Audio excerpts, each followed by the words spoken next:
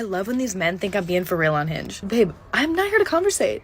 This is for my validation only. I don't care that you have a dog. I don't care that you traveled out of the country last summer. Like, we're on a time crunch, babe. Swipe right, tell me I'm pretty, and keep it moving. Absolutely disgusting. Why do women do this? Because they can. Why do they act obnoxious, entitled, use men for their own narcissistic gratification? Because they can. What, you disagree with me? You think women can't act this way? Well, you tell me, what consequence do you imagine she's going to face? She's using men for validation and then just discarding them like they're not worthy of human dignity. Okay. Awful behavior, but what consequence do you imagine she's going to be facing for that? From where I'm sitting, none. There's going to be no repercussions. Women treat men this way because they can.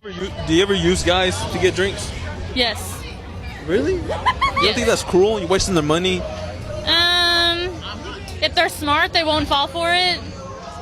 But They're dumb. they're dumb. Come on. Yeah. Again, it's totally disgraceful, like the contempt she has for those dumb men who, what's their crime there? Being dumb enough to think that she's a decent person, that they like her, that they might hope that she might like them back?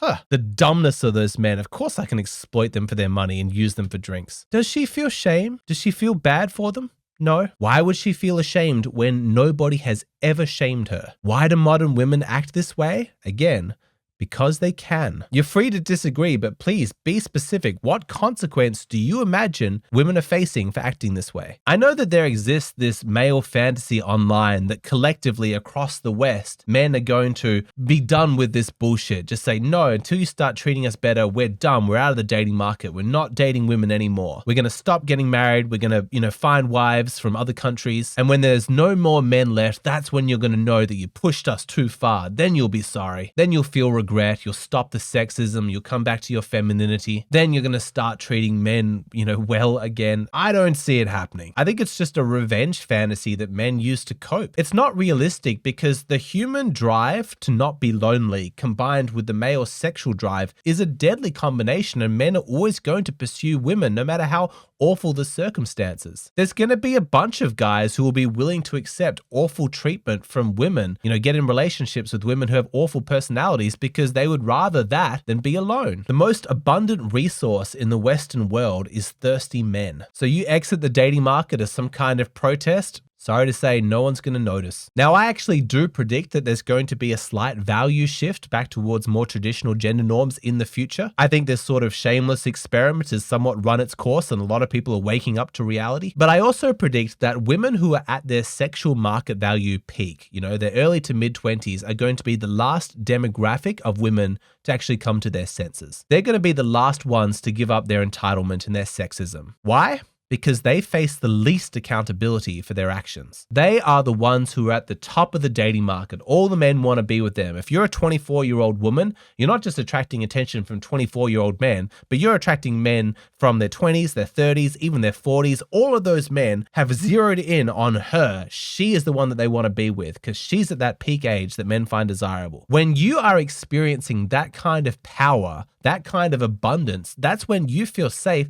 to throw your weight around, to be a bit obnoxious, to be a bit entitled, and know that you're not going to face any consequences. You've got so many men after you, you've got so many options that you can act entitled, you can burn bridges, and you're barely going to notice. You can treat men terribly, use them for validation, scam them out of free drinks, and if they get upset and pissed off at you, who cares? You can just replace them with another man. These women never face real consequences because there's always going to be more men. That's why I said at the start of this video, why do women act this way? Because they can. He's just like a man. You just seem very misogynistic, realistically. Yeah. What is misogyny?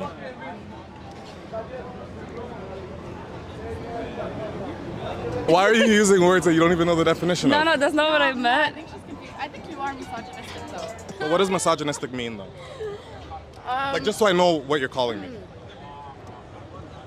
Okay, so the reason I said it is just, again, based on the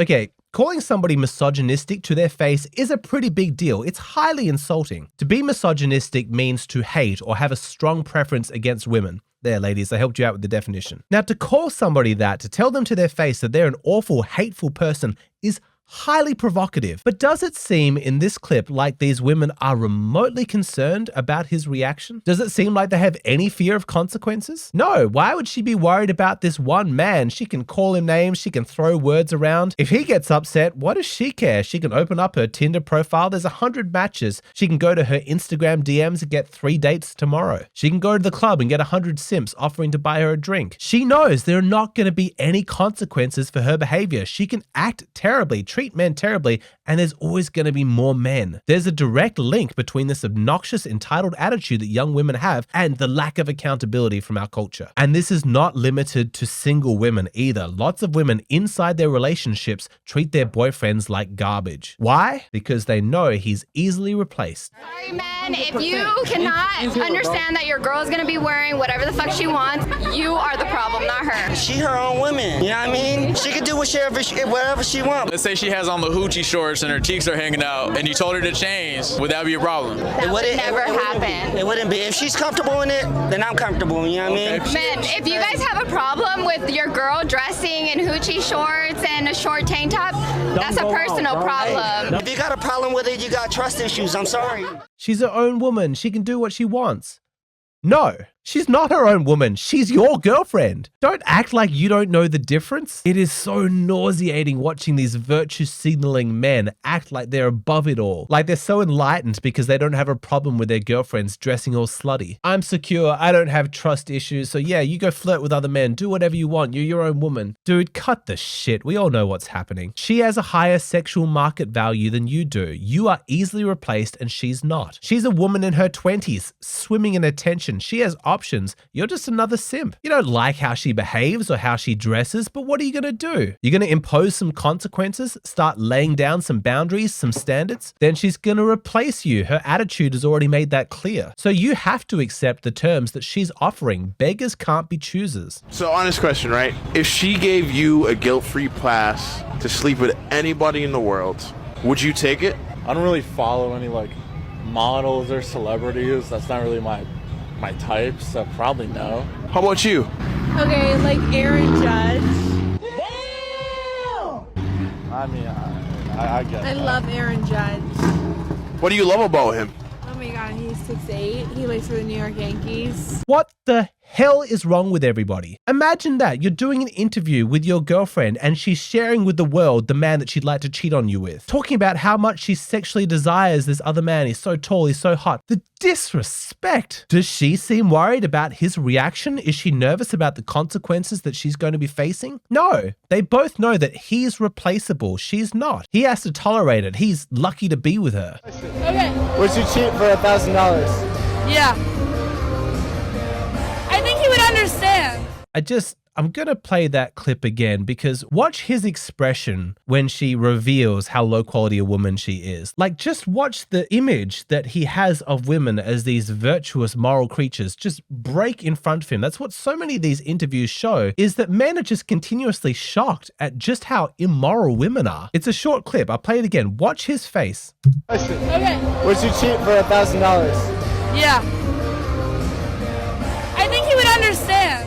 When I see these clips, I'm reminded of the wisdom that you can know the quality of a person based on how they treat their inferiors. You know he's a good boss if he treats all of his employees really well with dignity and respect. Now, by all reasonable measures, women in their 20s have the upper hand in the dating market. They're the privileged ones, they're the powerful ones. They are the ones that are sought after, they're in demand. But it speaks volumes to the character of a woman what she chooses to do with all of that power. Is she graceful? Is she dignified? Does she show respect? Does she show empathy and compassion and kindness? Or does she look at her position of power, realize that she's going to face very few consequences, and then choose to act with as much obnoxiousness and entitlement as she thinks that she can get away with? Does she throw her weight around and rub her power in the faces of everybody less fortunate? Does she dress slutty in public and flirt with other men and embarrass her boyfriend? Does she scam men for free drinks? Does she use men for validation on dating apps? Does she make it known how easy it would be for her to cheat on her boyfriend? It's so sad. You see, people can look at power in different ways, okay? Like think of a man who's the head of a household. It's like a traditional marriage, a traditional family. Like he has the power. It's like patriarchal. Now he can look at that power and think, all right, I'm in charge here. How can I exploit my wife and children and use them to make myself happy? Use my power so that I don't have to do any work. I don't have to sacrifice anything. They all just serve me. Yeah, that's one way you can use your power. That's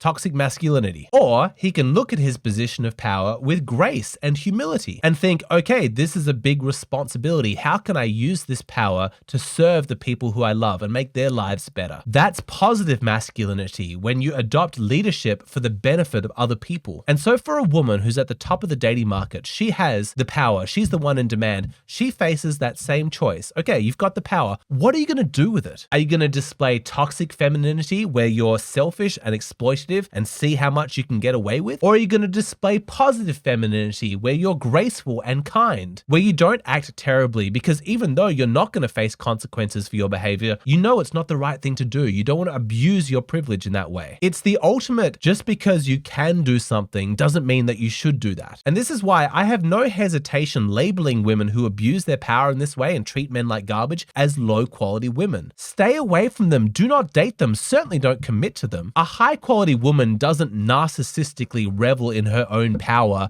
and use the dating market for her own validation. She uses her position at the top of the dating market to cash out, to get out of dating, to find a quality man who's going to treat her right, to pair bond with him, start a life, create a family. She's smart. She knows that her time at the top is not going to last, and that whatever pellets of happiness can be extracted from Tinder by feeding your ego, they're never going to compare to the long-term happiness you can get in a pair bonded relationship with beautiful children. And some women will object to that. They say, well, why would I want to give up my power? And I think you have such a superficial understanding of what true power is. The ability to exploit men is not true power. You want to know the source of a woman's actual power? So in order to answer this question, what does true feminine power look like? I need to start off by getting like a little bit philosophical. And I want to talk about the difference between reorganizing things and creating something. So for example, back in the day, there used to be like a finite amount of gold. And the idea was if you want wealth, you kind of had to plunder it from other people, which is why there was so much conquering and like armies and everything like that, as like kingdoms would fight over land and resources. And it was the sense of there's this finite amount of stuff, of wealth, and it's about who's in control of it temporarily at any one time. Now that kind of changed, with Adam Smith and like the theories of capitalism, where you had this idea of we can actually create wealth out of nothing. Ayn Rand used to talk about,